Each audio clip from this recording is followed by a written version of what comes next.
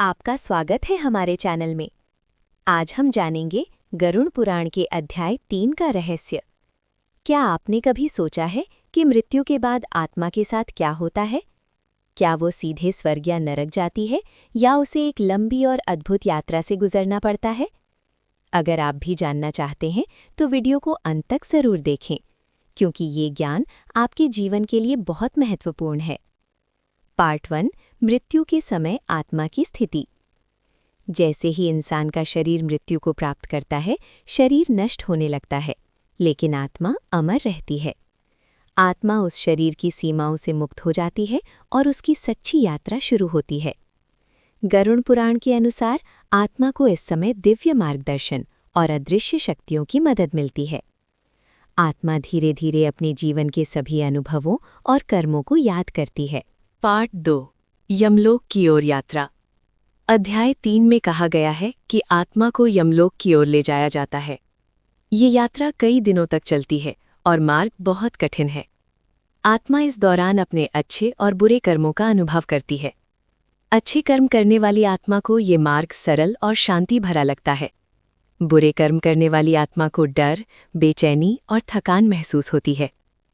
Part 3, कर्मों का पूरा हिसाब। हर आत्मा को अपने सारे कर्मों का हिसाब देना पड़ता है। अच्छे कर्म करने वालों को सम्मान और दिव्यता प्राप्त होती है।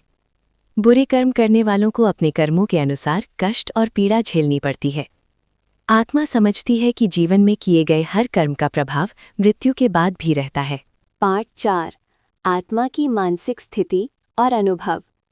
आत्मा अपने परिवार, दोस्तों और दुनिया को याद करती है, लेकिन वापस नहीं जा सकती। अच्छे कर्म करने वाली आत्मा को शांति, दिव्यता और आनंद का अनुभव होता है। बुरे कर्म करने वाली आत्मा को भय, बेचैनी और अज्ञान का सामना करना पड़ता है। इस समय आत्मा को समझ आता है कि मृत्यु केवल शरीर का अंत है, जीवन के कर्म अमर हैं। पार्ट 5, मोक्ष और अंतिम सत्य। अध्याय 3 का सबसे बड़ा संदेश। कर्म ही मृत्यु के बाद आत्मा की यात्रा तय करते हैं। आत्मा की यात्रा उनके कर्मों के अनुसार होती है। अच्छे कर्म शांति और मोक्ष, बुरे कर्म कष्ट और डर। जीवन में हमेशा धर्म, भक्ति और सच्चाई का मार्ग अपनाना चाहिए। यही शिक्षा गरुड़ पुराण हमें देती है।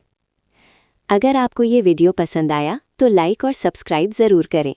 अगली वीडियो में हम जानेंगे गरुड़ पुराण अध्याय 4 का रहस्य। धन्यवाद।